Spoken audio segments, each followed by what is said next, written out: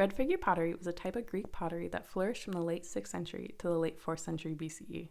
The vases were invented in Athens and later on died out in Attica. During this period, most of the more important vases were painted in this style or even in the earlier black figure style. It is considered to be one of the most important styles of figural Greek vase painting, as it would allow for a more realistic representation of figures for their storytelling on the vases.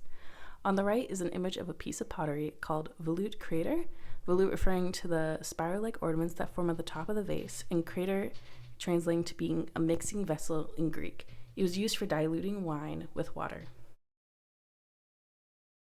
In red figure pottery, the figures are created in the original red or orange of the clay. Similarly to black figure pottery, decoration was also outlined in black, but the background outside of the outline was filled almost entirely with black, leaving just the figures red. This allowed for greater detail than in black figure pottery, for lines could be drawn onto the figures rather than being scraped out. With the details being painted on, it thus allowed for more flexibility in rendering of the human form, movements, and above all, expressions, and also allowing scope for shading and a more satisfactory kind of perspective. In black figure painting, figures were almost always shown in profile, but red figure allowed for frontal, back, and three-quarter views, thus creating a third dimension to the painting. Since most of the ornamentation on Greek pottery was based on storytelling rather than purely being a decorative piece, such advantages with the detailed work here were of great importance. There are roughly two periods in which red figure pottery can be divided, the first being 530 to 480 BCE, and the second from around 480 to 323 BCE.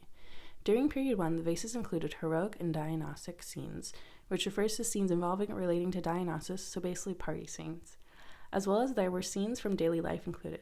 Details were added in with black pigment or in dilutions of black that would appear brown. The artists in this period had mastered foreshortening and were able to convey the illusion of the third dimension without violating the two-dimensional surface of the vase. The figures were often done in a more decorative way than naturalistic. Period 2 vases had more gaudy characteristics. Details were added in white and sometimes even yellow-brown, gold, or blue. The vases were often trivial and sentimental, and any attempts at naturalism and depth perspective violated the intrinsic nature of the pottery shape, meaning they weren't belonging to the essential nature or constitution of the pottery. The vases themselves were reduced to being just a mere vessel for the paintings.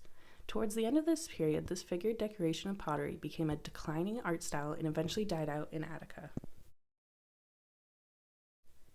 Some of the first artists to adopt the technique of red figure pottery made so-called bilingual vases, where one side was in each style, possibly to emphasize the difference between the two styles.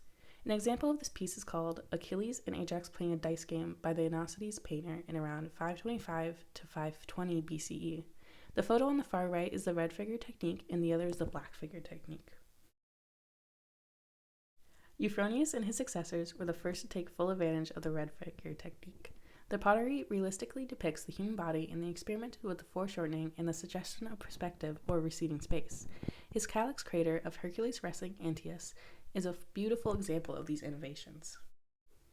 Another famous red figure artist is the Berlin painter. His amphoras depict satyrs and heroes, gods and goddesses dancing and drinking wine. On one amphora, for example, Athena is seen pouring wine for Heracles, who is on the reverse side of the vase. The Berlin painter took full use of the advantage of the new technique and beautifully detailed his figures.